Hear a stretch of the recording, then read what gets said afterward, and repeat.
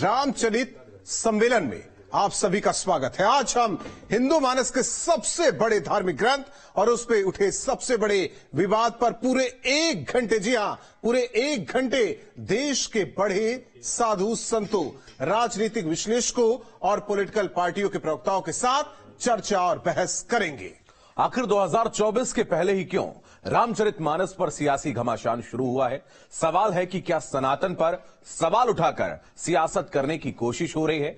स्वामी प्रसाद मौर्य हों या बिहार के शिक्षा मंत्री प्रोफेसर चंद्रशेखर, रामचरितमानस पर सवाल उठाकर वोट पाने की लालसा तो नहीं।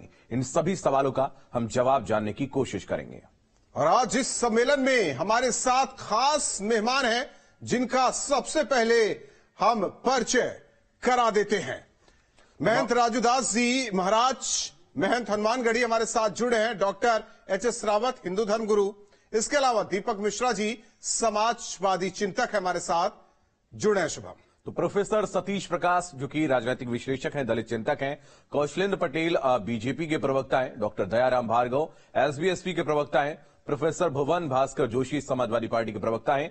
कांग्रेस प्रवक्ता ओंकार सिंह हमारे साथ जुड़ रहे हैं। बाकी हमारे सहयोगी भी अलग अलग जगह से जुड़ेंगे। अविनाश सिंह अयोध्या से हमारे साथ जुड़ेंगे, उनके साथ में तमाम साधु संत रहेंगे।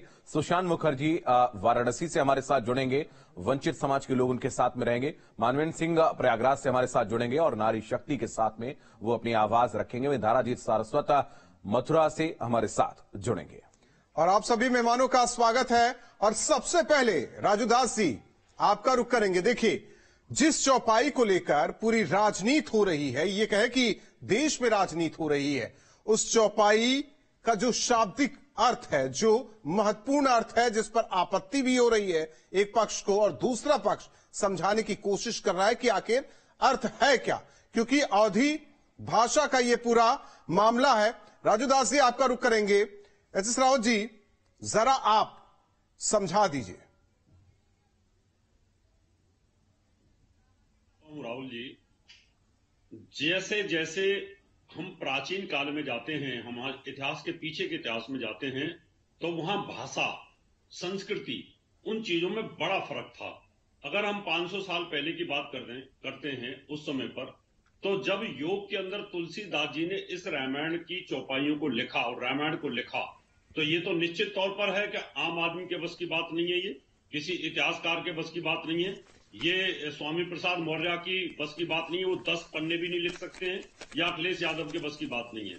ये बड़े ध्यानी और योगी का विषय होता है। और उन्होंने त्रेता काल के अंदर की मनोस्थिति को योग के माध्यम से समझा और उन्होंने ये चीजें लिखी कि ढोल गमार शूद्र पशु नारी। उस समय नारी के बारे में उनका क्या विश्लेषण रहा होगा त्रेता युग के अंदर, ये कलयुग के अंदर लिखा, लेकिन ध्यान में उन्होंने त्रेता युग के अंदर जाकर के लिखा। तो इसलिए उस समय की परिस्थिति को देख करके हो सकता है वो मंत्रा से आहत हो कि भगवान राम के घर में आग लगाई, हो सकता है वो केकई से आहत हो सकता है वो सुपर्णखा से आहत रहे हो। तो ऐसी परिस्थितियों के अंदर जब ध्यान में कोई चीज लिखी जाती है तो उन शब्दों के मायने होते हैं, और जिस भाषा में लिखा उन शब्दों के भी मायने होते हैं। मैं एक छोटी सी बात आपको समझाना चाहता हूं। हमारे यहाँ पर धर्म तत्व यानी तत्व सिंधु है, उसके अंदर लिखा है लाल यते 5 वर्षाणी, यानी इसका मतलब है कि 5 वर्ष तक के बच्चे को लालन पोषण के साथ, और साथ में ठीक है रावत साहब, हम वापस आएंगे आपके पास, क्योंकि बहुत सारे लोग आज हमारे साथ जुड़े हैं, तमाम गेस्ट पैनल में लोग मौजूद हैं। मैं भुवन भास्कर जोशी आपके पास आऊंगा, क्योंकि सबसे ज्यादा चर्चा में आज आपका दल है। समाजवादी पार्टी कार्यालय की तरफ जाती हुई सड़क पर एक बोर्ड लगा हुआ है, बैनर लगा हुआ, और उस पर लिखा हुआ है कि गर्व से कहो हम शूद्र हैं। क्या कहना चाह रहे हैं आप, कैसे शूद्र की परिभाषा को अब सार्वजनिक करना चाह रहे हैं? शुभम जी, समाजवादी पार्टी ना तो किसी धर्म ग्रंथ के विरोधी हैं, ना किसी भगवान के हम विरोधी हैं, पर हमारी जो आपत्ति है वो रामचरितमानस की वो पंक्तियां हैं जो कि शूद्र विरोधी हैं और महिला विरोधी हैं। और वो कहे तो अगर आपकी आज्ञा हो तो मैं वो पंक्तियां सुना देता हूं। बिल्कुल आप बोलिए, बिल्कुल बोलिए। ढोल गवार शूद्र पशु नारी, सकल ताड़ना के अधिकारी। हमारा ये मानना है ना तो महिला ही ताड़ना के अधिकारी है, न शूद्र ही ताड़ना के अधिकारी हैं। निश्चित तौर पे हमारी आपत्ति इन लाइनों को लेकर है, पंक्तियों को लेकर है। हम ये कहते हैं चाहे तो इसको हटा दिया जाए इन पंक्तियों को, या इस पे प्रतिबंध लग जाए, ये हमारी पार्टी की मांग है। लेकिन जिस तरीके से जिस चौपाई का आप अपने अनुसार यहां पर अर्थ निकाल रहे हैं तो उसका वो अर्थ नहीं है। बाकी बहुत सारे लोगों ने इस पर कटाक्ष किया है, बहुत सारे लोगों ने ये बात कही है। शुभम जी, एक बहुत वरिष्ठ पत्रकार आप हैं, मैं इतना पूछना चाहता हूं आपसे कि आज इसकी परिभाषा बताने की जरूरत क्यों पड़ी? क्योंकि आज सवाल आप पूछ रहे हैं। सवाल आज अभी तक किसी ने आप 2024 के चुनाव से पहले इसको मुद्दा बनाना चाह रहे हैं, इसलिए ये आ गया है। देखिए, मुद्दा क्या होगा ये तो हमारे नेता माननीय अखिलेश यादव जी ने आपके चैनल के माध्यम से हजारों बार मैंने भी बता दिया, हमारे नेता माननीय अखिलेश यादव जी ने बताया। हमारा ये मुद्दा है ही नहीं। हमारा जो मुद्दा है वो बताया हमारे नेता ने, अखिलेश यादव जी ने, कि हम मैनपुरी के मॉडल को लेकर 24 के कहाँ की बातें कहाँ ले जा रहे हैं आप? वो खुद चिल्लाते नजर आए कि शूद्र जैसा व्यवहार किया जा रहा है, बीजेपी शूद्र जैसा व्यवहार कर रही है। ठीक है, एक मिनट, आते हैं आपके पास आते। देखिए, आप ही के बगल में ओंकार सिंह जी हैं, वो इसका अर्थ समझाएंगे आपको। आप जो समझ रहे हैं आप समझिए, क्योंकि हर धर्म ग्रंथ में कुछ ना कुछ है, किसे कैसे लेना है। एक इसी रामचरितमानस में कहा गया है कि आपकी जैसी भावना होगी आप वैसे ही देखेंगे। बिल्कुल। ओंकार सिंह जी, देखिए, ये जो पंक्ति है जिस पर इतना बवाल मचा हुआ है, मुझको बहुत तकलीफ होती है जब इस तरह की बात सुनते हैं और अपने मित्रों के मुख से आलोचना सुनते हैं।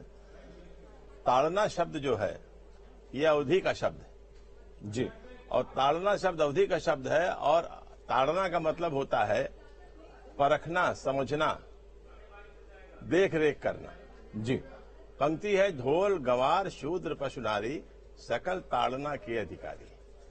मतलब यहाँ पे ताड़ना शब्द को इन्होंने दंड में मान लिया है। ढोलक वही बजा सकता है जिसको ढोलक बजाने का ज्ञान होगा, जिसको मालूम होगा कि तान कहाँ से चलेगी। हम आप बजाएंगे तो बेताल निकलेगा, कर्कश स्वर निकलेगा। पशु, गाय का दूध, भैंस का दूध वही दूह सकता है जो दूहना जानता होगा। हम आप जाएंगे तो लात मार देगी गाय। घोड़े की सवारी वही आदमी कर सकता है जो घुड़सवार होगा। महावत को वही कंट्रोल कर, हाथी को वही कंट्रोल कर सकता है जो महावत होगा। हर आदमी हाथी को कंट्रोल नहीं कर सकता।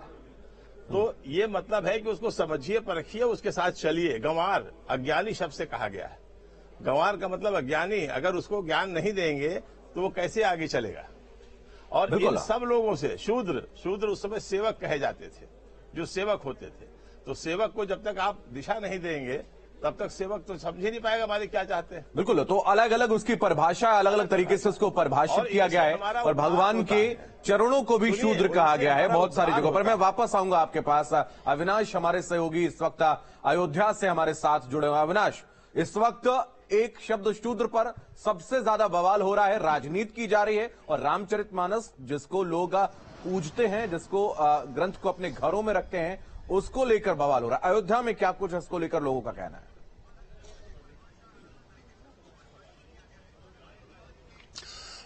देखिए, अयोध्या वो नगरी है जिसे भगवान राम की जन्मभूमि कहा जाता है। और देखा जाए रामचरितमानस की बात करें तो रामचरितमानस का पाठ यहाँ पे घरों में होता है, तमाम मठों में होता है, जो मंदिर हैं वहां पर हर रोज रामचरितमानस का पाठ किया जाता है। देखिए, इस वक्त मेरे साथ जो तमाम आचार्य और संत हैं यहाँ के, पंडित कल्कीराम जी हैं, सीताराम दास जी हैं, दिवाकराचार्य जी हैं, इन्हीं लोगों से समझते हैं कि जिस रामचरितमानस को लेकर सवाल खड़े किए जा रहे हैं, जिस संत परंपरा पर सवाल खड़े किए जा रहे हैं, जब उन चीजों के बारे में इन लोगों को जानकारी लगती है और देखा जाए तो कहीं ना कहीं एक राजनीतिक रंग देने की भी राहुल कोशिश की जा रही है। तो ये लोग क्या सोचते हैं? शुरू आपसे करूंगा पंडित जी, थोड़ा सा आगे आ जाइए।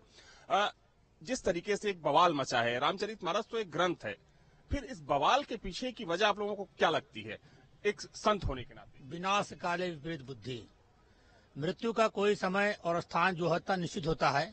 स्वामी प्रसाद मौर्य बहुत जल्दी जो है यमपुरी के मार्ग पर जाएंगे। हनुमान जी महाराज उनको किसी भी क्षण उनके प्राणांत कर देंगे। वो जितना बोल चुके हैं, बहुत बोल चुके हैं। जिस ग्रंथ की पूरी दुनिया पूजा करती है, पूरे भारत में पूजा होती है, एक 2 कौड़ी का ये आदमी जो अपने विधानसभा से जीत नहीं सका और हमारे ग्रंथ पर उंगली उठाता है, इसको चाहिए कि अपनी कुंडली चेक करावे कि मृत्यु का देवता इसको कब और कहाँ मिल रहा है। बस लेकिन आप लोगों को नहीं लगता है कि लोकतंत्र में बोलने का हक है? हालांकि कुछ लोग, जैसे कि अगर संतों की बात करें तो उनका कहना है कि ग्रंथों के साथ छेड़छाड़ नहीं होना चाहिए। उस शब्द पर है राजनीतिक पार्टियां जिसके बारे में आज न्यूज स्टेट के जरिए वो दर्शक समझे कि लोग इसका गलत मतलब क्यों निकाल रहे हैं, इसे गलत क्यों बताया जा रहा है। हमारा मकसद साफ है।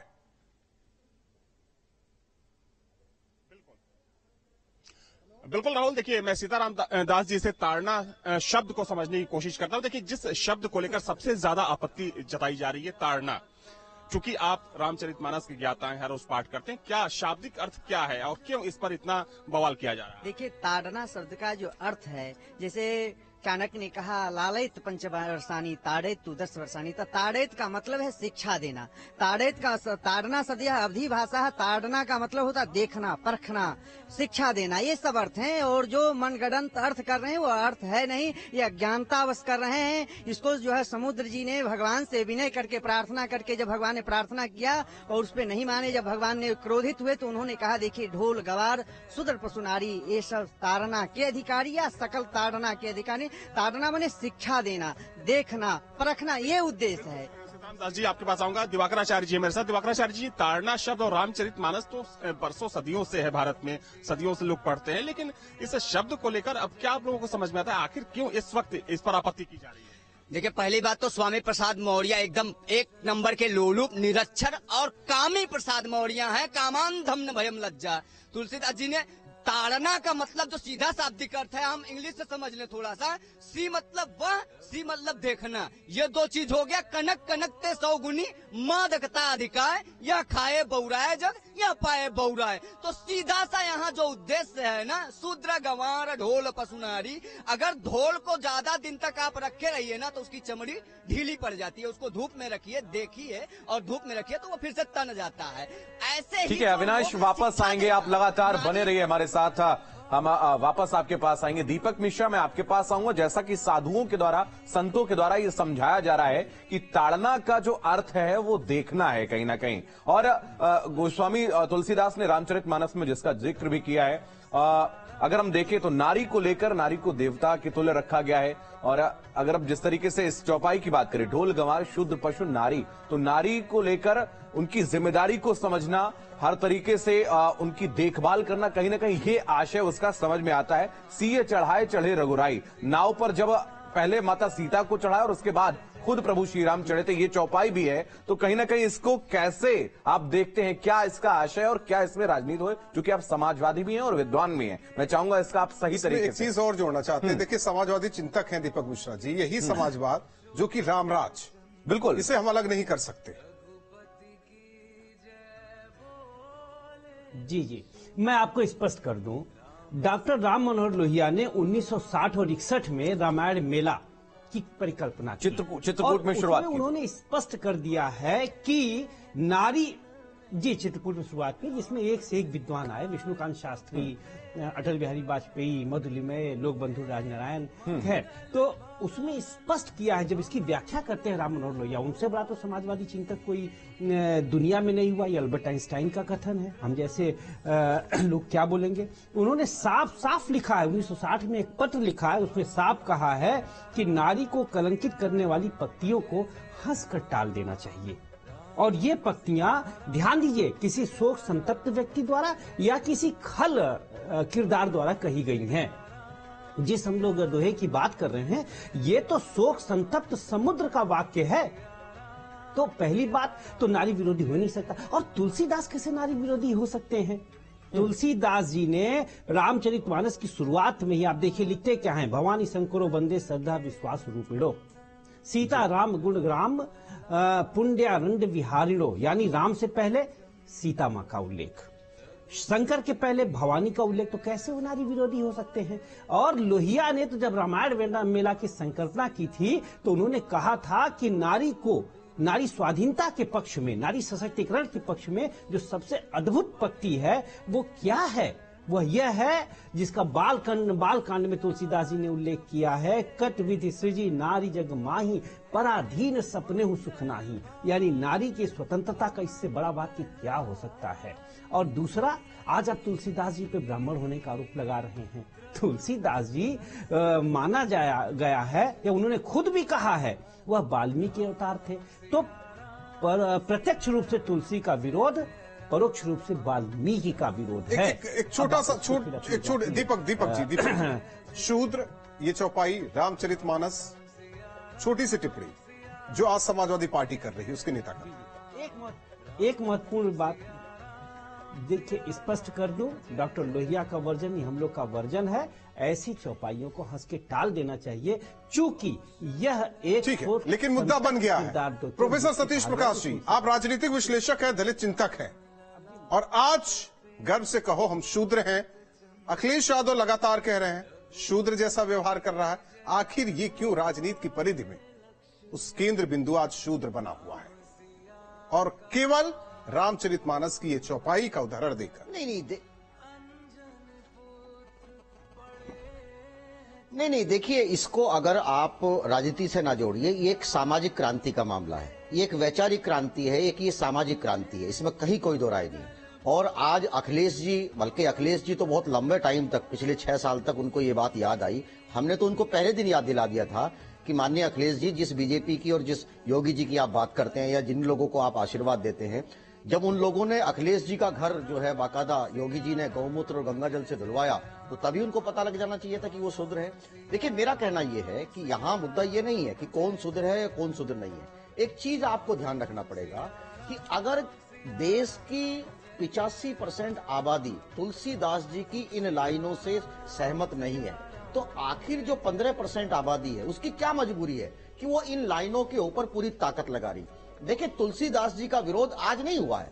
सर, ये तो गलत है ही नहीं। वही लोग कह रहे हैं कि ये तो गलत नहीं है, आप कह रहे हैं कि ये गलत है जी। इसी के बीच जो एक लाइन खींची हुई है वही समझना चाह रहे हैं हम। नहीं, आप नहीं, और आप शूद्र की भी डेफिनेशन आप थोड़ा सा कंफर्म कर दीजिए। आप कह रहे हैं कि अखिलेश यादव को उसी दिन समझ जाना चाहिए कि वो शूद्र है, तो शूद्र कौन होते हैं? मैं चाहूंगा कि आप थोड़ा सा स्पष्ट करें।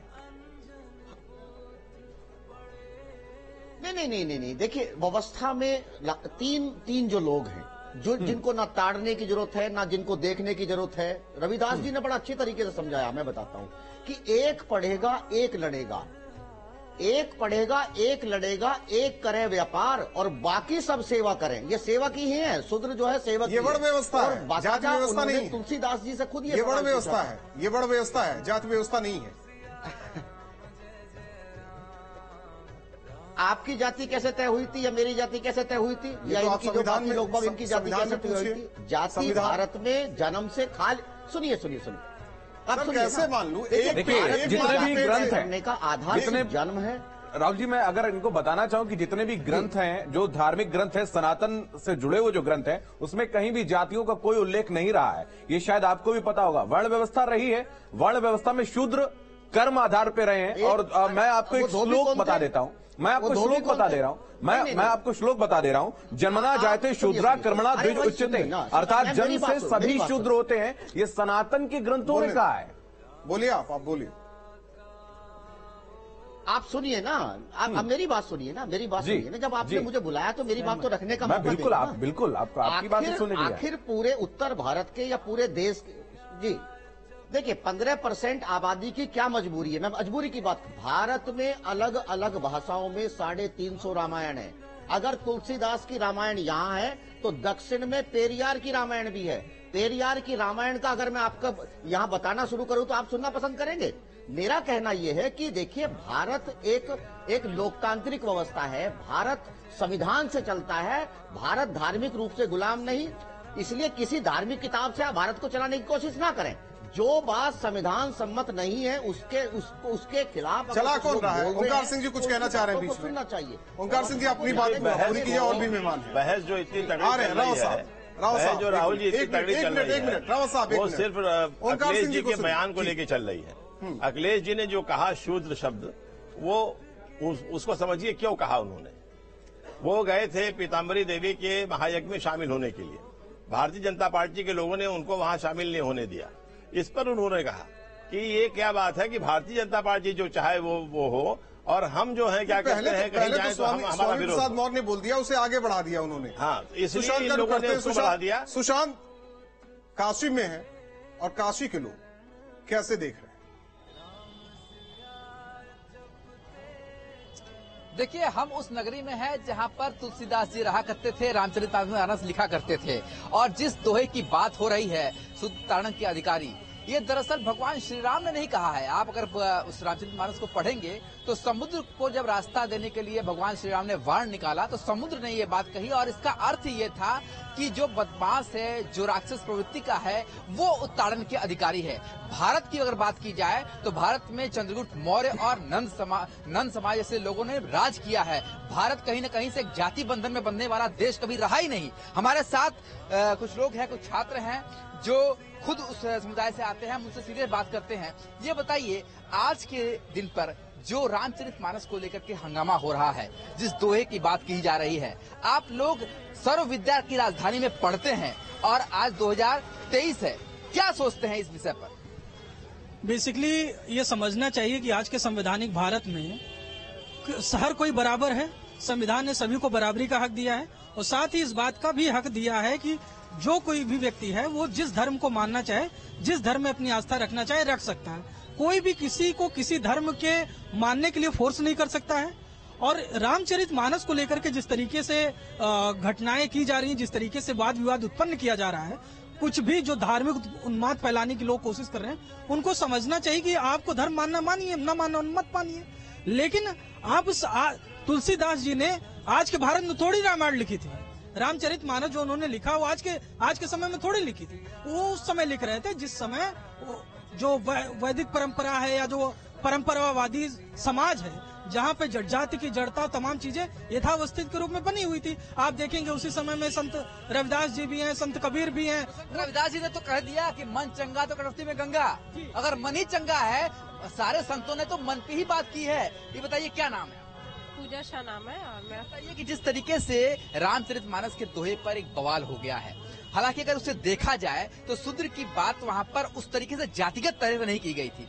आप लोग आज के युग के भविष्य हैं, आप लोग क्या सोचते हैं? उसी समुदाय से आप लोग आते हैं, इसलिए आप लोगों की सोच खासा महत्वपूर्ण होती है। देखिए, पहले तो मैं ये कहना चाहूंगी, हम लोग 21st सेंचुरी में रह रहे हैं और उस समय का ट्रेडिशन जो भी लिखा गया था हमारे कॉन्स्टिट्यूशन के अकॉर्डिंग, पहले तो हमें फ्रीडम है कि हम किसी भी कल्चर को फॉलो कर सकते हैं, किसी भी रिलीजन को। जिस तरह ये लोग टीवी पे जो भी डिबेट कर रहे हैं रामचरितमानस के ऊपर, या फिर जो भी है, भगवान है नहीं, जो भी वो कह रहे हैं, डिबेट कर रहे हैं, वो एजुकेशन से रिलेटेड या एम्प्लॉयमेंट से रिलेटेड डिबेट तो नहीं करते। इतना टाइम वो ऐसी चीज को क्यों फोकस कर रहे हैं? ठीक है सुशांत, आप बने रहे, हम आएंगे आपके पास। बीजेपी से कौशलेंद्र पटेल हमारे साथ जुड़े हुए हैं। कौशलेंद्र जी, मैं आपके पास आऊंगा। लगातार एक समाज की एक वर्ग है जो ये भी लगातार आवाजें उठा रहा है कि कड़ी से कड़ी सजा स्वामी प्रसाद मौर्य को होनी चाहिए। आज तो बहुत सारे उसको लेकर बयान भी सामने आ रहे हैं, लेकिन अगर हम देखें बीजेपी अभी फिलहाल तो मौन है, आपकी तरफ से कोई बड़ा बयान सामने नहीं आया।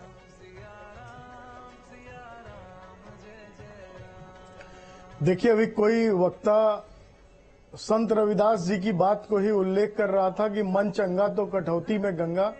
मैं इसी से अपनी बात आगे बढ़ाऊंगा। आज माननीय अखिलेश यादव जी शूद्र बनने का प्रयास कर रहे हैं, इसका मैं बहुत बहुत स्वागत करता हूं। लेकिन अखिलेश यादव जी ये बताने का काम करें कि जब उनकी पार्टी शेड्यूल कास्ट और शेड्यूल ट्राइब को प्रमोशन में रिजर्वेशन देने की बात की जा रही थी, तो सदन के अंदर उनका विरोध क्यों किया था? समाजवादी पार्टी ये वो पार्टी है जिसने पूरे अपना, अगर उनका पॉलिटिकल इतिहास उठा के देखेंगे तो हमेशा इन्होंने दलित समाज का, शेड्यूल कास्ट और शेड्यूल ट्राइब का पूरे पॉलिटिकल इतिहास में इन्होंने हमेशा विरोध करने का काम किया है। जब पार्लियामेंट के अंदर, विधानसभा के अंदर इन लोगों ने विरोध किया, और आज जब ये देख रहे हैं कि बहुजन समाज पार्टी का जनाधार पूरी तरह से खिसक चुका है, तो पॉलिटिकली मोटिवेटेड होकर के ये लोग इस प्रकार की बात कर रहे हैं। ये जो ड्रामा समाजवादी पार्टी के लोगों के द्वारा किया जा रहा है, ये पूरी तरह से पॉलिटिकली मोटिवेटेड है और इसको पूरी तरह से उत्तर प्रदेश की जनता और देश की जनता देख रही है। ये समाजवादी पार्टी के लोग जिन्होंने राम भक्तों की हत्या करने का काम किया था, जिन लोगों ने राम भक्तों पे गोली चलवाई थी, अभी शोभा नहीं दे रहा है। कोई वक्ता 85% और 15% की बात कर रहे थे। मैं उनसे कहना चाहता हूं कि आज जो भगवान शालिग्राम भाजपा के मित्र के मुंह से शोभा नहीं दे रहा है।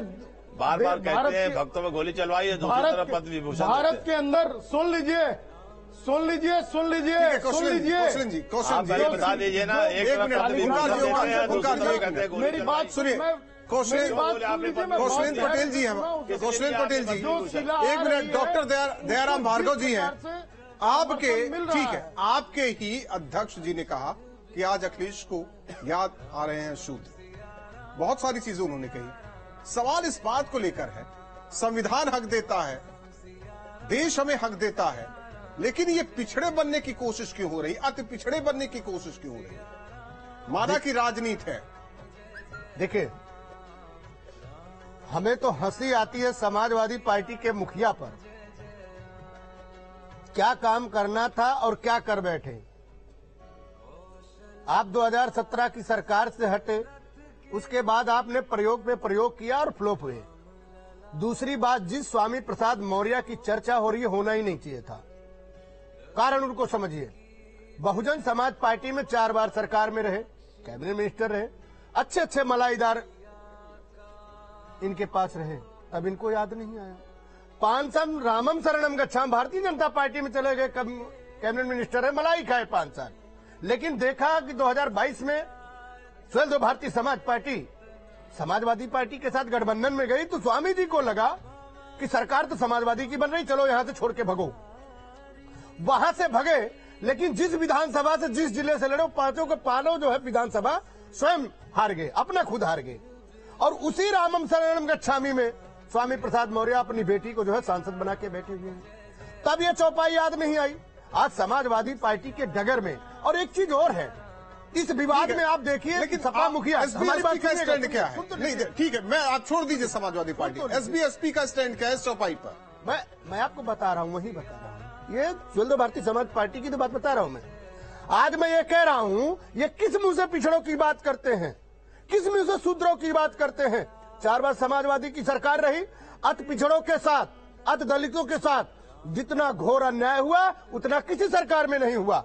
और अगर हम बात करें कानून व्यवस्था की उत्तर प्रदेश में, तो अगर देखा जाए तो बहुजन समाज पार्टी की सरकार में कानून व्यवस्था थी। सपा सरकार के चारों शासनकाल में, सुन तो लीजिए, आपका पक्ष सुनिए हमारी बात, सुन तो लीजिए, सुनो तो भाई, मैं काफी देर से सुन रहा हूँ भाई, मैं बीच में नहीं बोलूंगा। दूसरी बात, जिस बात हो रही, ढोल गमार शूद्र पशुनारी सकल ताड़ना के अधिकारी। ढोल को अगर देख के ताल दिया जाए तो सुर मिलेगा।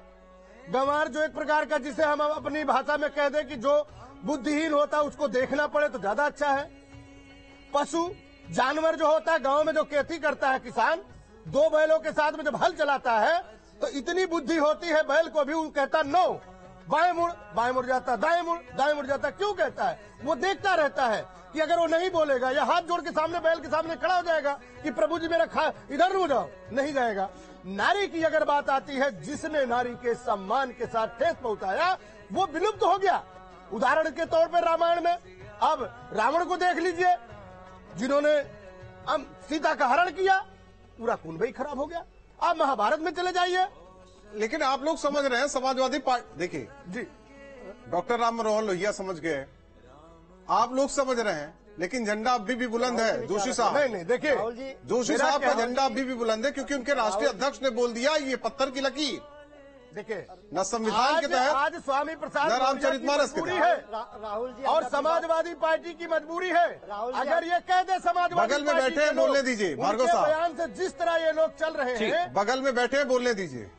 राहुल जी, जिस प्रकार का व्यवहार उत्तर प्रदेश के पूर्व मुख्यमंत्री हमारे नेता माननीय अखिलेश यादव जी के ओर से को करा गया भारतीय जनता पार्टी के द्वारा, आप देखिए वो क्या व्यवस्था कहलाती है। गंगा जल से, गौमूत्र से उस भवन की धुलाई होती है। प्रदेश और देश में भी नहीं, कहीं भी अगर आप भी घर बदलने जाते हैं, देखिए आप भी कहीं राहुल जी मुझे नहीं बताना तो मत बताइए, लेकिन मुझे अपनी बात रखने दीजिए। देखिए आप कहीं भी घर लेने जाते हैं या किसी किराए के घर में जाते हैं तो आप पूजा पाठ कराते हैं। ये इसलिए माननीय जी ने कहा कि शूद्र की तरह व्यवस्था शूद्र की तरह व्यवहार करा जा रहा है, क्योंकि उनको यज्ञ में शामिल होने भारतीय जनता पार्टी नहीं बहुत बड़े समाजवादी नहीं है ना, चिंतक है। क्या आप उनको यज्ञ में शामिल नहीं होने देते? समाजवादी चिंतक भी हैं। उनके भवन को गंगा जल से धुलवाते हैं, यही शूद्र का व्यवहार है। ठीक है, जो हमारे दीपक मिश्रा जी, आप धीरे धीरे मुस्कुरा रहे हैं। माननीय योगी जोशी साहब की बातों पर आप धीरे धीरे मुस्कुरा क्यों रहे हैं? आपकी नियत है, यही आपकी नीति है। भारतीय जनता ठीक है, आप देखिए जोशी साहब, आप दीपक जी से बड़े समाजवादी तो है नहीं। दीपक मिश्रा जी, दीपक मिश्रा जी, बहुत कम समय में अपनी बात कह दीजिए। राव साहब जरा शांत रहिए, शांत रहिए, शांत रहिए। दीपक जी देखिए, ये कौन सी व्यवस्था में होता है? आप बोलिए दीपक जी। नहीं, देखिए हमारे भाई बोल रहे हैं, देखिए पहली बात मैं स्पष्ट कर दूं, तुलसीदास जी को आप बताइए हिंदू है कि नहीं है? आप बताइए सनातन धर्म को मानते हैं कि नहीं? आप यज्ञ में अरे भाई 4 बार के शासनकाल में समाजवादी पार्टी यही नहीं सिद्ध कर पा रही है कि हम शोर में सच दब जाता है। जब आप सत्ता में थे भुवन भाई, शोर मचा कौन रहा है? लेकिन अब जैसे सत्ता से बाहर हुए आप पिछड़ा नजर आ रहा है, दब जाता है, दलित नजर आ रहा है। ठीक है दीपक जी आप बोलिए। ठीक है भुवन जी रुक जाइए, मैं वापस आपके पास आऊंगा क्योंकि सीमित समय सबके पास जाना है। दीपक जी बोलिए। इनकी आवाज को जी देखिए, सबसे बड़ी बात यह है, अभी मैं सोशल मीडिया देख रहा था, देखिए यह डिबेट जितनी राजनीतिक है उससे ज्यादा सामाजिक है। और अभी मैं सोशल मीडिया पे देख रहा था, कुछ लोग तुलसीदास के नाम के आगे दुबे लगा के लिख रहे हैं। आप बताइए, जिस तुलसीदास जी ने कवितावली में सर हम उधर नहीं लिख दिया है, मेरे आज वही पार्टी बोल रही है जो समाजवाद का झंडा बुलंद कर रखी है। अब देखिए, वही पार्टी के लोग कहते थे रामराज समाजवाद, समाजवाद का पक्ष, फिर रामचरितमानस में जो सारी चीजें हैं, राम के चरित्र का जो सारा मैं आपको बता दूं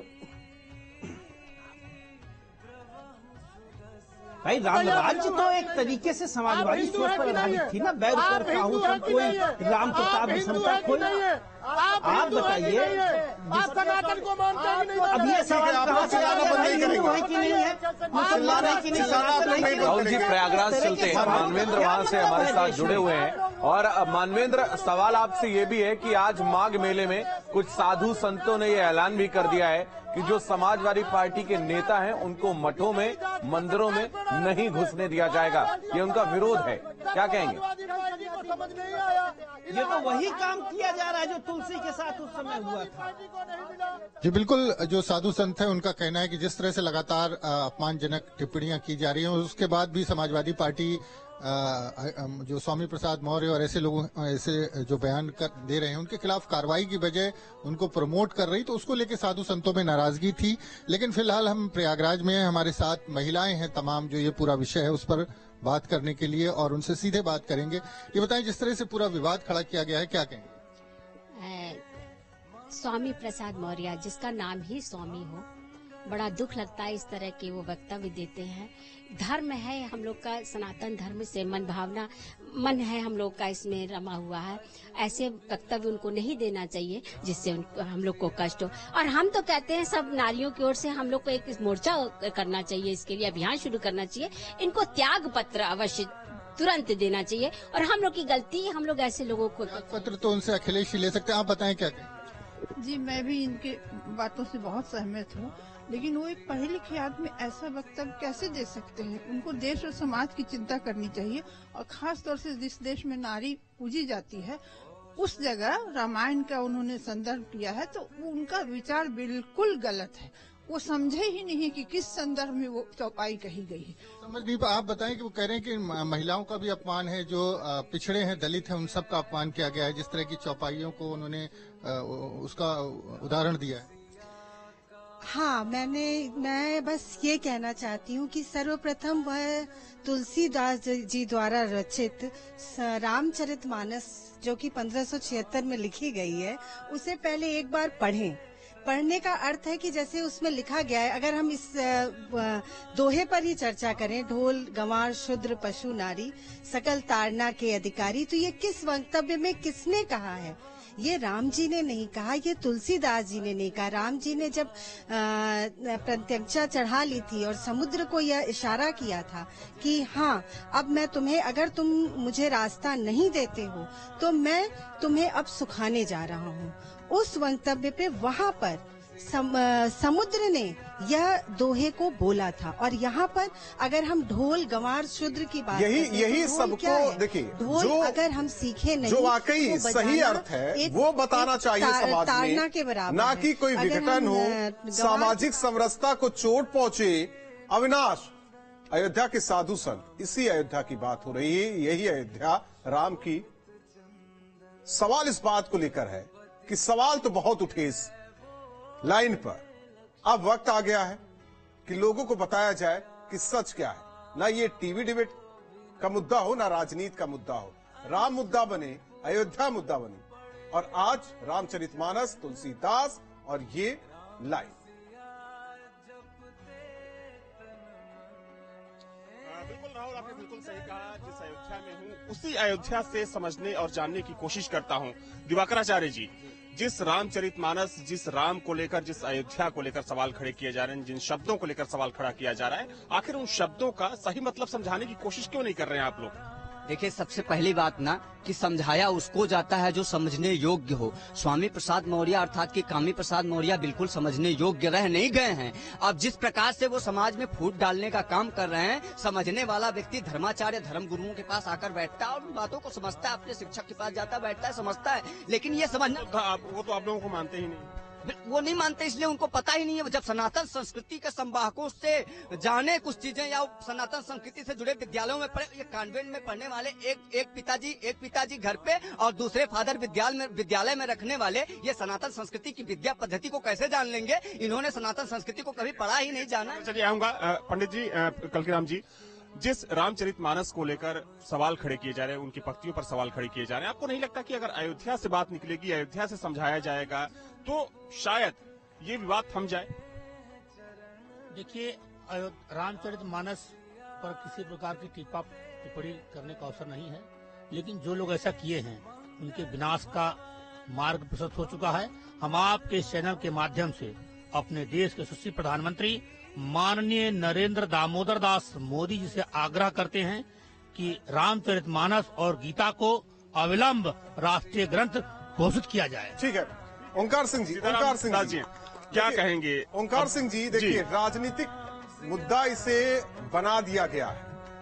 हमें नहीं लगता कि किसी की धार्मिक भावनाओं को ठेस पहुंचाना, जो ये धर्म ग्रंथ है उस पर सवाल उठाना, लेकिन है कुछ हमारे समाज में सवाल इस बात को लेकर कि राजनीति के लिए तमाम विषय पड़े हुए हैं, लेकिन आखिर क्या करें, मजबूरी है, जरूरी है क्या कि हम फिर वहीं घूम के खड़े हो जाते हैं।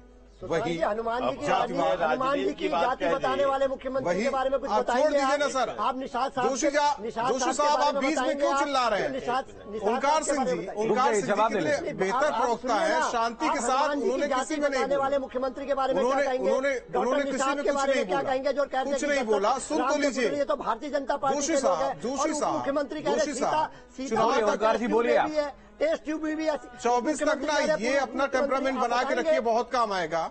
बोलने दीजिए ओंकार सिंह जी को, हम लोग एक स्वस्थ चर्चा चाह रहे हैं। देखिए, राजनीति की बात आपने की तो इस ग्रंथ में हम राजनीति को नहीं लाना चाहते थे, लेकिन अब राजनीति वाकई में आ गई है और ये मिली नूरा कुश्ती हो रही है। ये भारतीय जनता पार्टी, समाजवादी पार्टी की नूरा कुश्ती है कि वो एक बार इनको बोलते हैं, कांग्रेस के लोग समर्थन करते हैं, इनके एक बार लोग समर्थन नहीं, सुन लीजिए, अभी बोल लीजिएगा, जब मैं बोलूँ तो बोल लीजिएगा। आप समर्थन करते हैं? पहले मैं बोल माता सीता को कहते हैं टेस्ट ट्यूब भी है, आप समर्थन करते हैं? पहले मेरी बात सुन ले।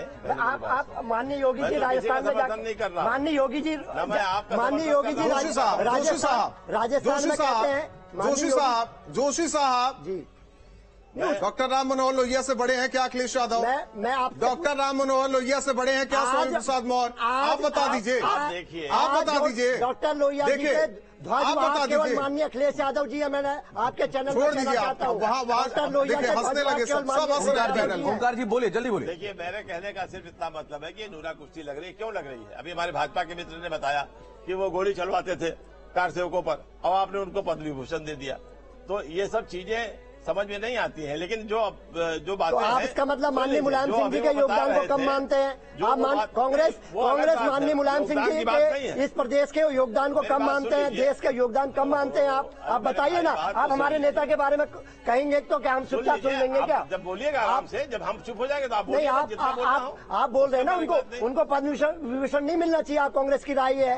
कहाँ से कहाँ जा रहे हैं आप लोग? अच्छा जोशी जी, दूसरी चीज जो मैं कह रहा था कि जो अभी हमने आपके चैनल पे ही देखा, जो बाबा जी कह रहे थे कि ये समझा नहीं सकते हैं इनको क्योंकि ये समझने के ऊपर बाहर हो चुके हैं, मैं इसको नहीं मानता।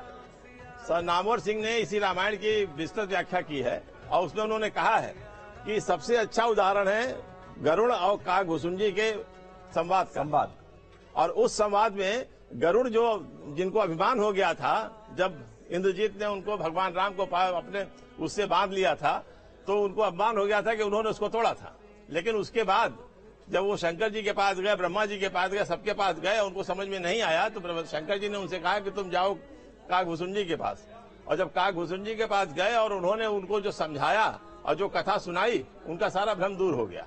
तो प्रयास कीजिए सब लोग मिलकर। समझाया कौन? अखिलेश यादव तो उसे बढ़ावा दे रहे हैं, स्वामी प्रसाद मौर्य उस पर और बढ़ते जा रहे हैं। कौशलेंद्र पटेल जी, हम लोग तो पक्षधर है ना राहुल जी, जाति जनगणना भी होना चाहिए। एक तरफ तो रामचरित मानस की बात हो रही है, लेकिन एक तरफ सनातन का झंडा भी बुलंद हो रहा है। कौशलेंद्र जी, रामचरित मानस पर सवाल, लेकिन सनातन का झंडा लगातार बुलंद हो रहा है।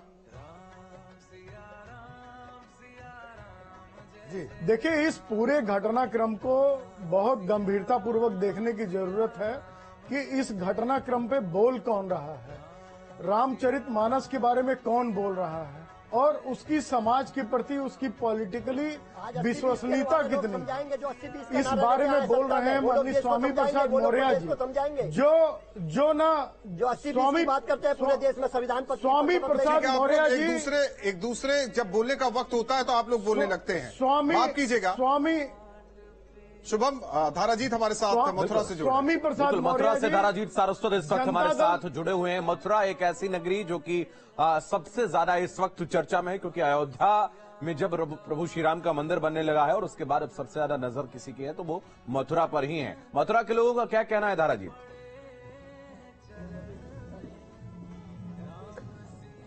देखिए अविनाश, लगातार देख रहे हैं कि जिस तरीके से धार्मिक भावनाओं को भड़काने का काम किया जा रहा है, लगातार रामचरितमानस पर टिप्पणी की जा रही है, उसे लेकर वृंदावन के साधु संतों में काफी आक्रोश है और वह अपनी भाषा में लगातार उसका विरोध भी जता रहे हैं। इस वक्त हम वृंदावन के जो सिद्धपीठ है हनुमान टेकरी, वहां पर हैं। यहाँ पर हमारे साथ तमाम साधु संत मौजूद हैं। इस तरीके का जो वातावरण चल रहा है, लगातार टीका टिप्पणी हो रही है रामचरितमानस को लेकर, उसे साधु संतों में काफी आक्रोश है। महाराज जी, जिस तरीके से देख रहे हैं कि कह रहे हैं कि शूद्रों का अपमान हो रहा है।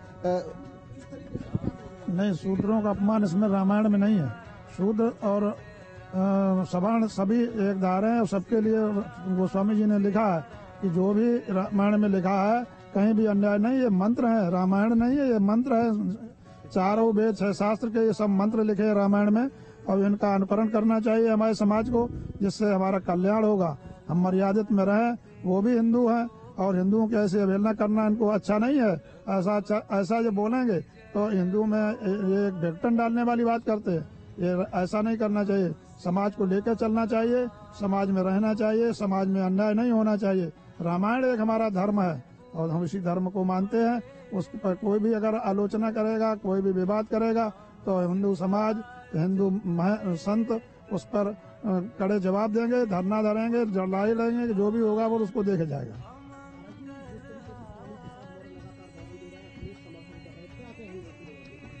क्या नहीं कहेंगे, इनको स्वामी प्रसाद मौर्य को कड़ी से कड़ी कार्रवाई करनी चाहिए और इनको कड़ी से कड़ी सजा देनी चाहिए। स्वामी मौर्य जो भी है। धाराजीत आप बने रहिए, हम वापस आपके पास आएंगे। प्रोफेसर सतीश प्रकाश हमारे साथ जुड़े हैं, दलित चिंतक हैं। प्रोफेसर सतीश, मैं आपके पास आऊंगा। जिस तरीके से आपने 85 और 15 का जिक्र किया था कि सिर्फ 15% लोग भी आकर क्यों विरोध कर रहे हैं, 15% नहीं कर रहे हैं। आपने जब काशी से हमारे सहयोगी जुड़े थे, आपने देखा वहां पर दलित समाज के लोग थे और उन्होंने साफ तौर पर कह दिया कि संविधान हमको अधिकार देता कि हमको क्या मानना है क्या नहीं मानना है। उसके बावजूद अगर किसी धार्मिक विषय पर क्यों प्रश्न चिन्ह खड़ा करना? नहीं, मेरा भी यही मानना है कि देखिए, मैंने ये कहा कि किसी किताब को प्रतिस्थापित करना, भारत संविधान से चलता है, संविधान सम्मत जो बात नहीं है हम उसको नहीं मानेंगे। देखिए, इसके पीछे एक राजनीति है, आप इसको बड़ी सोची समझी। भारत में 5 राज्यों में पिछड़ी जाति के आंकड़े जुटाने शुरू कर दिए हैं। बिहार प्रथम है और इस विवाद का ओरिजिन कहीं ना कहीं बिहार ही है। कहीं ऐसा तो नहीं है कि कुछ लोग जो पिछड़े वर्ग के लोग ये चाहते हैं कि उनकी जातीय जनगणना के आंकड़े देश में सामने आए, क्योंकि तमाम निकाय के चुनाव हों या तमाम समय समय पर अलग अलग सरकारें की स्कीमें या न्यायालय पूछता है कि अगर आप पिछड़ों के लिए ये स्कीम बनाना चाहते हैं तो उसकी जातीय जनगणना के आंकड़े आपके पास कहाँ हैं। हालांकि 2011 में भारत में जातीय जनगणना हो चुकी, लेकिन कहीं ना कहीं कांग्रेस और बीजेपी दोनों मिलकर के, क्योंकि आरंभिक अवस्थाओं में कांग्रेस ने कहा कि वो आंकड़े थोड़ा झूठे हैं, लेकिन 2021 में जो जनगणना होनी थी, जातीय जनगणना होनी थी, वो रुकी हुई है कोविड की वजह से। लेकिन सरकार इसके ऊपर ये दबाव है, तमाम पिछड़ा वर्ग अगर ये चाहता है कि उसकी जातीय जनगणना के आंकड़े आने चाहिए। कहीं ऐसा तो नहीं है कि ये सरकारें जो है उस मुद्दे से दिमाग भटकाने के लिए भी यही बात कही है, अखिलेश ने भी जातिगत जनगणना की बात कह दी, लेकिन सवाल ये तो अपना नफा नुकसान देख रहे हैं। हम वाकई आज पिछड़ों की बात करें, अति पिछड़ों की बात करें, आदिवासियों की बात करें, क्या वाकई जो संविधान में दिया गया है ये सरकारें दे रही हैं, ये सरकारें दे रही हैं, और जो समाज में है इस पिछड़ी जातियों से जो कैपेबल है वो तो आगे आ रहे हैं। कौन रोक रहा है उन्हें? ये क्यों खाई बनाई जा रही है?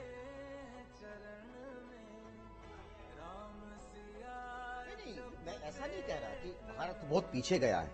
आगे देख के देखिए, जातीय व्यवस्था सच्चाई है, इसमें कहीं कोई दो राय नहीं। और ये सच है कि जाति जन्म से तय होती है और जाति आदमी के शरीर के से जुड़ी हुई। सर, ये तो संविधान देता है ना, ठप्पा तभी तो लगता है ना। जो वो जिस स्कूल में जिस जाति में है, संविधान ही तो देता है सर, कोई तो देता नहीं, या कोई धार्मिक ग्रंथ देता नहीं। ये नहीं, निश्चित रूप से नहीं धार्मिक।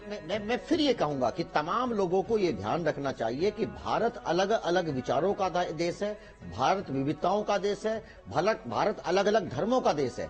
किसी भी सार्वजनिक पद के ऊपर जो भी व्यक्ति बैठा, चाहे वो स्वामी प्रसाद मौर्य हो या अखिलेश यादव हो, मैं हूं, हमेशा सनातन, कभी भी धार्मिक भावनाएं नहीं। सवाल सनातन। ये रावत साहब से इसका जवाब ले लेते हैं। रावत जी, हमेशा सनातन पर ही क्यों टिप्पणी होती है? सबसे आसान क्यों है सनातन को टारगेट करना? देखिए, आसान इसलिए है कि इसके अंदर फतवा जारी करने का विधान नहीं है, सर तन से जुदा करने का विधान नहीं है। अगर यही कुरान के खिलाफ बोला होता स्वामी प्रसाद मौर्य ने, तो अब तक लाखों लोग सड़क पे होते, मस्जिदों से बाकायदा माइक के द्वारा बोला जाता और उनकी गर्दन उड़ा दी जाती। ऐसा वहां पर फरमान होता है, वहां पर बाकायदा उन्होंने तय कर रखा है। यहाँ हिंदू धर्म में कोई कुछ भी बोले, या रामायण में आग लगा दी है, लेकिन यहाँ अभी साधु संत चुप बैठे हैं, हिंदू सब चुप बैठे हैं कि एक व्यक्ति की इतनी हिम्मत के धर्म ग्रंथ को आग लगा दे, हिंदुत्व के धर्म को, सनातन की रीढ़ को आग लगा दे और उसके ऊपर बहस हो और उसको सपोर्ट करने वाले लोग हों, और फिर अखिलेश जैसे आदमी बोले कि मैं शूद्र हूँ। अगर तुम शूद्र हो तो तुम ओबीसी का अपना रिजर्वेशन छोड़ दो, फिर सूत्रों में शामिल हो जाओ सारे के सारे जितने भी लोग हैं। तो ये 2024 के लिए हिंदुओं में आपस में आग लगाने के लिए इनकी रणनीति रावत जी, आपकी डॉक्टर नुपुर शर्मा जी क्या बोल रही थी मुस्लिम के लिए? ठीक है, चलिए आप सभी मेहमानों का बहुत बहुत धन्यवाद हमारे साथ जुड़ने के लिए। धाराजीत, मानवेंद्र, सुशांत और अविनाश, आपका भी बहुत बहुत धन्यवाद हमारे साथ जुड़ने के लिए। देखिए, हमारा आज रामचरित मानस सम्मेलन इसलिए क्योंकि हम उस चौपाई का शुभम अर्थ समझे कि आखिर है क्या। वाकई जिसको जिस तरीके से देखना है देखे, लेकिन सवाल वही है कि सनातन पर प्रश्न चिन्ह और रामचरितमानस पर ये सवाल। बिल्कुल, और जिस तरीके से हरि अनंत हरि